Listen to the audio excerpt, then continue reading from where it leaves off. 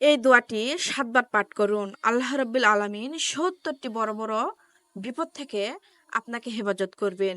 এর মধ্যে থেকে সবচেয়ে যে ছোট বিপদটি দূর করবেন, সেটা হলো আপনার পরিবার থেকে অভাব দূর করবেন। অনটন দূর হবে, পেরেশানি দূর হবে, যত ধরনের অশান্তি আছে সব দূর হবে। যারা যে নারী পুরুষ দৈনিক এই বাক্যটি ৭ বার পাঠ করে, আল্লাহ তাআলা ৭০টি বিপদ দূর করবেন। দোয়াটি হলো লা হাওলা ওয়ালা কুওয়াতা ইল্লা বিল্লাহি ওয়ালা মালজান মিনাল্লাহি ইন্না ইলাইহি।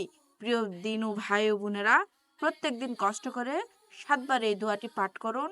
আল্লাহ তাআলা ৭০টি বিপদ দূর করবেন এবং আল্লাহ তাআলা পেরেশানি দূর করবেন। সংসারে আয় উন্নতি দান করবেন। আল্লাহ রাব্বুল আলামিন আপনাদেরকে বিপদ থেকে হেফাজত করবেন। এই হাদিসটি সকলের মাঝে শেয়ার করুন।